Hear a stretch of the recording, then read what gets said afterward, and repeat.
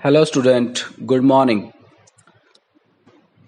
I'm Rahul and today I want to discuss group 16th element. Okay, let's start. तो student group 16th के elements कौन कौन से सबसे पहली बात तो ये आती है। जो ग्रुप 16th के एलिमेंट हैं वो होते हैं हमारे oxygen, sulphur, selenium, tellurium and polonium. In group 16 element को हमने नेम दिया हुआ है चाल्कोजन। क्या दिया हुआ है? चाल्कोजन। जैसे ग्रुप 15 के एलिमेंट को हम बोलते हैं निक्टोजन। क्या बोलते हैं? निक्टोजन। तो ग्रुप 16 के एलिमेंट को हम बोलेंगे चाल्कोजन। जो चाल्कोजन एलिमेंट, चाल्कोजन बोलते हैं, इनको क्यों बोलते हैं? क्योंकि ये क्या बनाते हैं? ओर फॉर्मिंग एलिमेंट। क्या बोलते हैं? ओर फॉर्मिंग। ओर का मतलब होता है कि जिससे हम अपने मेटल्स को एक्सट्रैक्ट करते हैं, उनको हम बोलते हैं ओर। ठीक है। बिकॉज मैनी मेटल्स और अक्कर एज ए ऑक्साइड्स। क्योंकि जो ये हमारे ग्रुप 16 के एलिमेंट है, ये हमें किसकी फॉर्म में मिलेंगे? और की फॉर्म में मिलेंगे। इनसे हमें अपने मेटल को क्या करना पड़ता है? एक्सट्रैक्ट करना पड़ता है। और मेनली किसकी फॉर्म में मिलते हैं हमें? ये ऑक्साइड एंड सल्फाइड्स की फॉर्म में। ठीक है। तो आप के सामने नोट्स है तो आप उसमें देखते रहिए साथ के साथ। पेज नंबर 6 है। ठीक है। तो फर्स्ट 4 मेंबर जो होते हैं हमारे इसके ग्रुप 16 की, वो तो होते हैं non metal. First 4 member clear, जैसे ऑक्सीजन, सल्फर, सिलीनियम और टेलोरियम। जबकि पोलोनियम जो है वो हमारा मेटालिक कैरेक्टर कहा जाता है। और साथ के साथ वो क्या होता है? रेडियो एक्टिव एलिमेंट होता है। रेडियो एक्टिव एलिमेंट क्या होता है? जो मतलब डिके प्रोडक्ट होता है, जिसमें से रेडिएशन क्या होती है? एमिट होती रहती है। वो क्या होते हैं? रेडियो एक्टिव एलिमेंट्स होते हैं। क्लियर। इसके बाद बात आती है अकरेंस की, भैया जो ग्रुप 16 के एलिमेंट्स हैं ये कहाँ कहाँ हमें मिलते हैं। तो ऑक्सीजन जो है, सबसे पहली बात ऑक्सीजन की करते हैं हम, is the most abundant element in the earth crust. और जो हमारी जो ड्राई एयर होती है उसके अंदर भी जो ऑक्सीजन की जो परसेंटेज होती है वो भी कितनी होती है? 20.94%। आप कहते हैं, जैसे हम कहते हैं ना भाई, जो एयर है, एटमोस्फियर है, उसमें ऑक्सीजन की अमाउंट कितनी है? तो हम बोलते हैं 21% जनरली बोल देते हैं। तो ये 21 होती है। ठीक है। सल्फर की जो है वो लो अबंडेंस है। कितना है? 0.03 से 0.1%। और जो सल्फर होता है उसको हम बेटा ब्रिमस्टोन बोल देते हैं। बहुत इंपॉर्टेंट क्वेश्चन है। कहीं पर भी आईआईटी एग्जाम में या नीट के एग्जाम में जनरली हमसे पूछ लिया जाता है कि जो सल्फर है उसका अदर कॉमन नेम क्या है? तो आप ध्यान रखना है ब्रिमस्टोन। क्लियर। जो सल्फर है ये भी हमें कंपाउंड के फॉर्म से मिलता है। ठीक है। फिर हमें उनमें से मेटल को एक्सट्रैक्ट करना पड़ता है, जैसे ZnS, जिंक ब्लैनेट बोलते हैं इसको, PbS लेड सल्फाइड बोल देते हैं। ठीक है। और कैल्शियम सल्फेट 2.2H2O ये जिप्सम होता है। यानी इनमें से हम अपने मेटल को क्या करते हैं? एक्सट्रैक्ट करते हैं। जैसे आप देख रहे हो सारे के सारे क्या है? सल्फर कंटेनिंग मेरे क्या है? एलिमेंट है। इतना क्लियर हो गया। जो सिलीनियम एंड टेलोरियम है ये हमें किसकी फॉर्म में मिलेंगे? मेटल की फॉर्म में। मेटल सिलेनाइड बोलेंगे जैसे, या टेलोराइड्स की फॉर्म में मिलेंगे इन सल्फाइड ऑर्क में। क्लियर। और जो पोलोनियम है वो हमारा डीके प्रोडक्ट होता है किसका? थोरियम एंड यूरेनियम का। तो ये सब अभी तक हमने क्या पढ़ा कि भाई कहाँ कहाँ इनकी थोड़ी सी मतलब अमाउंट है। इसके बाद हम बात करते हैं general trend in physical property. General trend मतलब कि भाई जैसे एटॉमिक रेडियस होगी, इलेक्ट्रॉन की एंथैल्पी होगी, तो ग्रुप में कैसे इंक्रीज करेगी, डिक्रीज करेगी, तो वो चीजें हैं। तो सबसे पहला मेरा है पॉइंट है इलेक्ट्रॉनिक कॉन्फ़िगरेशन। आपको पता ही है कि ग्रुप 16 एलिमेंट है। तो ग्रुप 16 एलिमेंट कौन से ब्लॉक में आता है? P ब्लॉक में आता है। लास्ट इलेक्ट्रॉन जिस ऑर्बिटल के अंदर एंटर करता है वही हमारा क्या होता है? और P ब्लॉक होता है। तो जब हमने ग्रुप 16 के एलिमेंट की जनरल इलेक्ट्रॉनिक कॉन्फिगरेशन लिखी तो हमने देखा कि 2 तो S के अंदर आ जाते हैं और 4 इसके आते हैं P के अंदर। तो जनरल हम लिखते हैं NS2NP4। यहाँ पे N जो होगा वो 2 से 6 तक स्टार्ट होगा, यानी N2S2 2P4, 3S2 3P4, इस तरह 4S2 4P4, 5P2 5S2 5P4 और 6S2 6P4। ये इनकी क्या होगी? जनरल इलेक्ट्रॉनिक कॉन्फिगरेशन होगी। क्लियर। इसके बाद डेंसिटी। अब आपको पता ही है डेंसिटी डाउन द ग्रुप जाएंगे तो क्या करेगी? इंक्रीज करेगी। ऑब्वियस सी बात है। क्यों? क्योंकि एटॉमिक नंबर क्या कर रहा है? इंक्रीज कर रहा है, साइज इंक्रीज कर रहा है। ठीक है। थर्ड है atomic and ionic radii. Simple सी बात है, एटॉमिक एंड आयनिक रेडियाई भी क्या करती है? इंक्रीज करती है डाउन द ग्रुप। क्यों? क्योंकि न्यूक्लियस से आउटर मोस्ट सेल का जो डिस्टेंस है वो क्या करता है? 1 by 1 सेल आपका क्या करता है? इंक्रीज करता जाता है जब आप क्या करते हो? टॉप टू बॉटम मूव करते हो। क्लियर। तो ये था आपका 6th पेज पे था। अब हम क्या मूव करते हैं? अपने नेक्स्ट पे जो मूव करते हैं। ओके, नेक्स्ट प्रॉपर्टी है मेरी melting and boiling point. Page number 7 है हमारा ये, मेल्टिंग एंड बॉइलिंग पॉइंट। तो melting and boiling point generally क्या करता है, रेगुलर इंक्रीज करता है from top to bottom in the group. और कहता है कि जो पोलोनियम है उसका लो मेल्टिंग पॉइंट ऑब्जर्व किया गया है देन किससे, टेलोरियम से। बट होना क्या चाहिए था, जब हम क्या कर रहे हैं, रेगुलरली इंक्रीज कर रहा है तो जो टेलोरियम होता है वो नीचे आता है, पोलोनियम जो आता है सबसे नीचे आता है, तो पोलोनियम का सबसे ज्यादा होना चाहिए, बट कम आ रहा है पोलोनियम का। ऐसा क्यों, क्योंकि बेटा जो पोलोनियम होता है उसका थोड़ा सा क्या मेटालिक कैरेक्टर है, ठीक है, इस वजह से उसका जो मेल्टिंग पॉइंट होता है वो कम होता है, क्योंकि इनके बीच फोर्स ऑफ अट्रैक्शन जो इस तरह का होता है वो कम हो जाता है, तो इस वजह से इनके टाइटली बाउंड नहीं होते। क्लियर। इसके बाद है मेरा नेक्स्ट प्रॉपर्टी है, फिफ्थ है आयनाइजेशन एंथैल्पी। आपको पता है आयनाइजेशन एंथैल्पी क्या होती है, भाई it is the amount of energy is required to remove the electron, कहां से, from the outer most valence shell which is loosely bound to the nucleus. Clear. यानी आउटर शेल से इलेक्ट्रॉन निकालने के लिए आपको जो एनर्जी की रिक्वायरमेंट होती है उसको हम बोलते हैं आयनेशन एंथैल्पी। तो जब इनकी आयनेशन एंथैल्पी ग्रुप 15 से कंपैरिजन की गई तो जनरल ट्रेंड तो देखा गया कि भाई पीरियड में अगर हम मूव करते हैं तो आयनेशन एंथैल्पी क्या करती है, इंक्रीज करती है। तो इनकी जब आयनेशन एंथैल्पी देखी गई तो ग्रुप 16 की कम मिली, किससे, ग्रुप 15 से। ऐसा क्यों, क्योंकि ग्रुप 15 में जो इलेक्ट्रॉनिक कॉन्फ़िगरेशन देखी गई है NS2 NP3, तो जो NP3 इलेक्ट्रॉनिक कॉन्फ़िगरेशन है वो क्या है, मोर स्टेबल है एज कंपैरिजन टू NP4। क्योंकि जो NP3 होती है वो हाफ फील्ड स्टेट में चला जाता है और वो क्या होता है, मोर स्टेबल कॉन्फ़िगरेशन क्या कर लेता है, एक्वायर कर लेता है। और मोर स्टेबल इलेक्ट्रॉनिक कॉन्फ़िगरेशन में से इलेक्ट्रॉन को निकालना वो बड़ा ही क्या होता है, डिफिकल्ट होता है। इस वजह से जो ग्रुप 15 होते हैं उनकी जो आयनेशन एंथैल्पी है वो क्या है, ज्यादा है देन किससे, ग्रुप 16 से। तो आपको ध्यान रखना है, अगर हम जनरली टॉप टू बॉटम जाते हैं तो आयनेशन एंथैल्पी क्या करेगी बेटा, डिक्रीज करेगी। क्लियर। नेक्स्ट सिक्स्थ हमारी है electron gain enthalpy. Electron gain enthalpy क्या होती है बेटा, कहता है कि amount of energy is released when extra electron is added to its own shell, when extra electron is added to its own shell. जब हम क्या करते हैं, बाहर से कोई एक एक्स्ट्रा इलेक्ट्रॉन क्या करते हैं, अपने शेल के अंदर ऐड करते हैं, तो उस ड्यूरेशन जो एनर्जी रिलीज होती है उसको हम बोलते हैं इलेक्ट्रॉन गेन एंथैल्पी। और ये जनरली ट्रेंड क्या देखा गया है कि जो इलेक्ट्रॉन गेन एंथैल्पी के लिए थोड़ा सा फोर्स ऑफ अट्रैक्शन चाहिए अट्रैक्ट करने के लिए। और ये भी देखा गया है जितनी ज्यादा किसी की नेगेटिव इलेक्ट्रॉन गेन एंथैल्पी होगी, क्या होगी, नेगेटिव साइन में, तो उसकी जो इलेक्ट्रॉन गेन एंथैल्पी होगी, एक्सेप्ट करने टेंडेंसी होगी उस एलिमेंट की उतनी ही क्या होगी, ज्यादा होगी। अब बात आती है यहाँ पर ऑक्सीजन, और जब हम डाउन द ग्रुप जाते हैं तो ऑक्सीजन और सल्फर में इलेक्ट्रॉन गेन एंथैल्पी किसकी ज्यादा होगी। तो अगर हम बात करें इलेक्ट्रोनेगेटिविटी की तो ऑक्सीजन की इलेक्ट्रोनेगेटिविटी ज्यादा है, तो ऑक्सीजन की जो इलेक्ट्रॉन गेन एंथैल्पी है वो ज्यादा होनी चाहिए थी। क्यों, क्योंकि उसकी पावर ज्यादा है अट्रैक्ट करने की। बट नहीं, सल्फर की यहाँ पर इलेक्ट्रॉन गेन एंथैल्पी ज्यादा है। ऐसा क्यों, क्योंकि बेटा जो ऑक्सीजन है वो स्मॉल साइज का है एज कंपेरिजन टू सल्फर। क्यों, क्योंकि ऑक्सीजन किस में लाई करता है, 2s2p में लाई करता है, जबकि सल्फर किस में लाई करता है, 3s3p में लाई करता है। जैसे ही एक इलेक्ट्रॉन एक्स्ट्रा ऐड करते हैं किसके अंदर, ऑक्सीजन के अंदर, तो उसमें थोड़ा सा, क्योंकि स्मॉल साइज का है, एक्स्ट्रा इलेक्ट्रॉन आया 2p में, तो उनमें इंटर इलेक्ट्रॉनिक रिपल्शन बढ़ने लगी। जब इंटर इलेक्ट्रॉनिक रिपल्शन बढ़ गई तो क्या हुआ, इलेक्ट्रॉन ऐड नहीं हो रहा आसानी से, जबकि 3p में एजी से हो गया।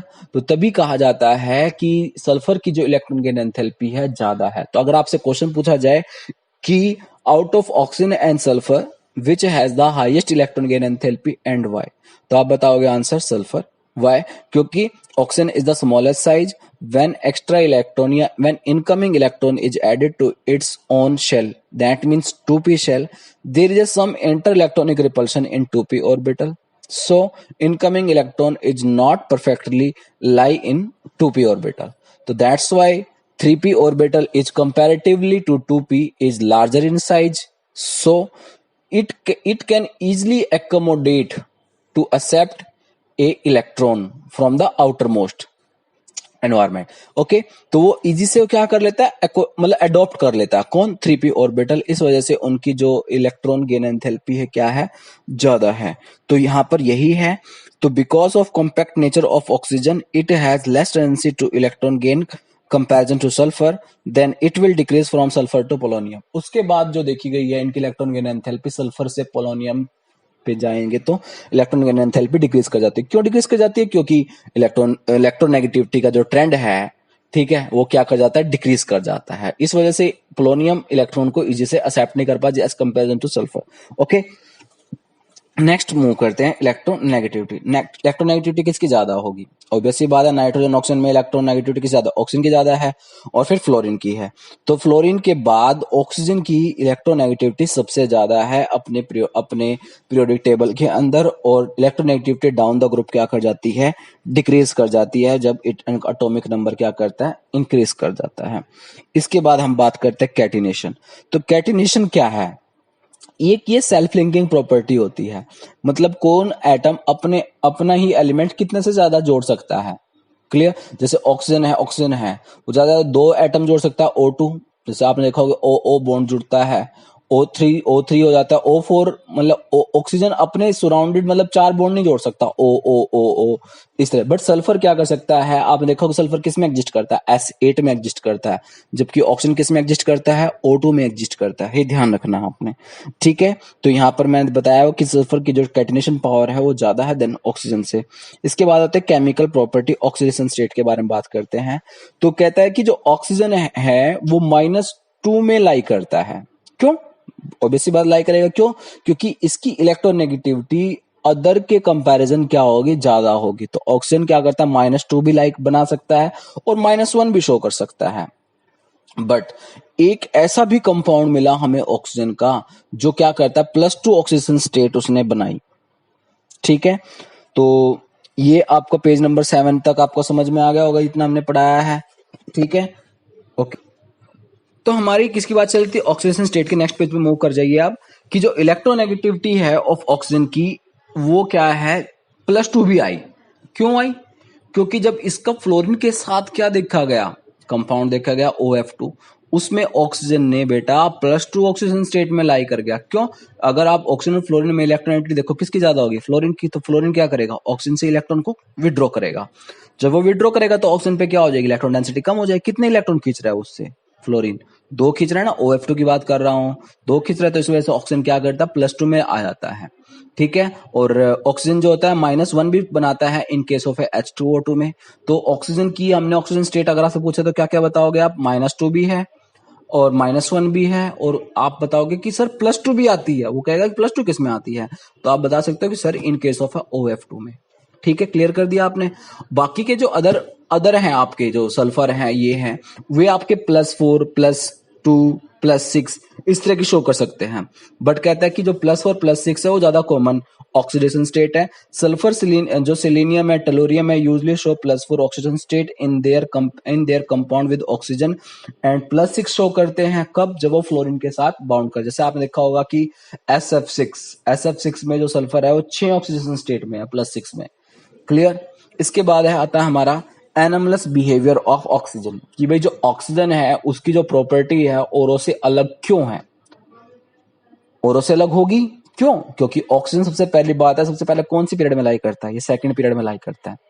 सेकंड पीरियड में लाई करने की वजह से इसका साइज छोटा है औरों के कंपैरिजन, जो थर्ड पीरियड के हैं, फोर्थ पीरियड के हैं, ठीक है। दूसरी बात, साइज छोटा किसकी वजह से है, क्योंकि इसके अंदर 2s2p ऑर्बिटल है, ठीक है, जिसकी वजह से ये मैक्सिमम कोवैलेंसी भी अपनी 4 ही शो कर सकता है, मतलब 4 से ऊपर ये नहीं जाते, ठीक है, उधर डिपेंड करता है। तो स्मॉल साइज है, हाई इलेक्ट्रोनेगेटिविटी है। ऑक्सीजन क्या करेगा, हाइड्रोजन बॉन्डिंग शो कर सकता है इन H2O में, जैसे, बट H2S के अंदर हाइड्रोजन बॉन्डिंग नहीं होती। तो ये एनामलस बिहेवियर तो हो गया, और अलग से अपने मेंबर के और ग्रुप से अलग, ठीक है। और इनके अंदर एब्सेंस ऑफ डी ऑर्बिटल भी है, ठीक है, ये ध्यान रखना। इसके बाद हम बात करते हैं थोड़ा सा रिएक्टिविटी, केमिकल रिएक्टिविटी की तरफ चल रहे हैं। रिएक्टिविटी हाइड्रोजन, अब हाइड्रोजन के साथ रिएक्ट करने पर क्या बनाएगा बेटा, ये H2O, H2S, H2T और H2O, तो ये सारे वोलेटाइल हाइड्राइड बना देते हैं। ये these element form volatile hydride such as H2O, H2S, H2SC, H2TE and H2PO। इसके बेस पे इनकी कुछ हम कैरेक्टरिस्टिक्स एक्सप्लेन कर रहे हैं। सबसे पहला है फिजिकल नेचर। फिजिकल नेचर में कहता है कि जो H2O है वो कैसा है, कलरलेस है, ओडरलेस है, लिक्विड है। And volatility of nature of hydride first increase करती है from H2O to H2S, then फिर फर्दर क्या कर जाती है, डिक्रीज कर जाती है। यानी कि जो वोलेटिलिटी, यानी H2O से जब H2S पे जाते हो तो वोलेटिलिटी का मतलब क्या है, इजी से वेपर में कन्वर्ट होना। तो यानी H2S तो बना लेता है गैस, बट H2O गैस नहीं बनाता। वो ये क्वेश्चन यही आता है कि जो वाटर है is liquid but H2S is a gas, how. तो आप बताओगे कि H2S गैस क्यों है, क्योंकि उसमें फोर्स ऑफ अट्रैक्शन कम है, जबकि H2O में क्या होती है, ऑक्सीजन जो होता है हाइड्रोजन बॉन्डिंग बनाता है, जिसकी वजह से फोर्स ऑफ अट्रैक्शन स्ट्रॉन्ग हो जाता है। तो वो किस फॉर्म में लाइक कर जाता है, लिक्विड में लाइक करता है। बाकी के अदर मेंबर जो होते हैं वो वोलेटिलिटी उनकी क्या कर देते हैं, इंक्रीज कर जाती है। क्लियर। इसके बाद आता है हमारा एसिडिक करेक्टर। एसिडिक करेक्टर क्या होता है कि भाई एसिडिक करेक्टर जितना जल्दी से वो क्या कर दे, H को लूज कर दे। और H लूज करेगा कब, जब एटॉमिक साइज, जब सेंट्रल एटम का साइज क्या कर जाता है, इंक्रीज कर जाता है। तो जो MH बॉन्ड होगी, हम जनरल M बोल रहे हैं, MH बॉन्ड स्ट्रेंथ क्या हो जाएगी, डिक्रीज कर जाएगी। तो एसिडिक स्ट्रेंथ क्या कर जाएगी, इंक्रीज कर जाएगी। These hydride are weakly acidic in nature. The acidic nature क्या करता है, इंक्रीज कर जाता है from H2O to H2TE because due to increase in the size of the atom. Clear. तो ये हमारा यहाँ तक 8 पेज तक कवर हो गया। ओके बेटा। बाद हम नेक्स्ट पेज मूव कर रहे हैं बेटा, page number 9, reducing character. Acidic character के बाद आता है हमारा रिड्यूसिंग करेक्टर, कि भाई रिड्यूसिंग करेक्टर कैसा है इनका। ऑब्वियसली बात है, जब down the group size of atom क्या करेगा, इंक्रीज करेगा, तो इनका जो रिड्यूसिंग करेक्टर है वो भी क्या कर जाता है, इंक्रीज कर जाता है। यानी हाइड्रोजन के जो लूज होने टेंडेंसी क्या कर जाती है, इंक्रीज कर जाती है, जैसे ही size of the central atom क्या करेगा, इंक्रीज करेगा। ठीक है, जिससे क्या होगा, जो उनकी थर्मल स्टेबिलिटी है वो क्या कर जाती है, डिक्रीज कर जाती है। ये आपने ध्यान रखना है कि all the hydride except water are reducing agent. The reducing character increase करता है on moving from H2S to H2TE because increase in the size of the central atom, due to which the strength of the EH bond and also thermal stability क्या कर जाती है, decrease कर जाती है down the group. Next मेरा है reactivity with oxygen. भाई नेक्स्ट टॉपिक इसी का ही है। पहला था रिएक्टिविटी विद हाइड्रोजन, दूसरा है रिएक्टिविटी विद ऑक्सीजन। ऑक्सीजन के साथ मिलकर क्या बनाएंगे बेटा, ये ऑक्साइड बनाएंगे, ऑब्वियस सी बात है। ठीक है, तो कुछ ये मोनोऑक्साइड बनाते हैं, जैसे ऑल एलिमेंट एक्सेप्ट सिलीनियम को छोड़कर सारे के सारे मोनोऑक्साइड बना सकते हैं। और जनरली डाइऑक्साइड का फॉर्मूला जो है इनका MO2 है। तो यहाँ पर एक छोटा सा SO2 जो होती है वो गैस होती है, जबकि SeO2 जो होता है वोलेटाइल सॉलिड होता है, while TO2 and PO2 are non crystalline solid होते हैं। तो ये आपका ऑक्सीजन के साथ रिएक्ट करने पर इनका बिहेवियर है। इसके बाद हम बात करते हैं reactivity towards the halogen. Halogen साथ रिएक्ट करने पर क्या बनाते हैं, हैलाइड्स बनाते हैं, जैसे हेक्सा, टेट्रा एंड डाइहैलाइड। तो बेटा ये हमारा 16th ग्रुप की कुछ जनरल प्रॉपर्टीज थी जो हमने क्या कर दी, यहाँ तक अपनी कंप्लीट कर दी है। ठीक है, इसके बेस पे ही मैंने अपनी एक पेज नंबर 10 पे अपनी एक क्या करी है, वर्कशीट बना दी है। क्या बना दी है, वर्कशीट बना दी है। तो उस वर्कशीट में जो क्वेश्चंस हैं वो आपने करने हैं और उनको आपने कॉपी में करने हैं। जब भी आपका कोई यूटी वगैरह एग्जाम होगा तो इन वर्कशीट में से ही क्या आ जाएंगे, आपके क्वेश्चंस आ जाएंगे। तो इसलिए इन वर्कशीट को आपने ध्यान से करना है। ओके, तो वर्कशीट हम स्टार्ट करते हैं। इसमें कुछ क्वेश्चन लिखे हुए मैं रीड कर देता हूं ताकि आपको समझ में आ जाए, कोई प्रॉब्लम ना हो। पहला है what are the oxidation state of sulphur in the following compound. आपने ऑक्सीजन स्टेट बतानी है PbS में सल्फर की, SO2, SF6, Na2S2O3 और H2SO3। नेक्स्ट क्वेश्चन है define catenation and which element out of oxygen and sulphur has a high catenation strength. ठीक है, तो आपने बताना है। नेक्स्ट है कि oxygen generally exhibit on oxidation state of -2 while only whereas the other member of its family show oxygen state +2, +4 and +6 as well as explain why. Next है name 2 compound in which the oxygen has oxygen state different from -2 and given oxygen state also. Next question, why H2S is a gas while H2O is liquid. Next question, what is the order of thermal stability of the hydride of group 16th element. Next question, H2S is less acidic than H2TE why, और next question last question है what is the hybridization state of a sulphur in SF6 and SF4। Okay, तो बेटा ये था हमारा 16th group की general properties. Okay, इसके बाद हम जो उसके कंपाउंड्स हैं वो स्टडी करेंगे। ओके, तो ध्यान से सुनो, ध्यान से रहो, ध्यान से पढ़ो। Okay, bye, take care.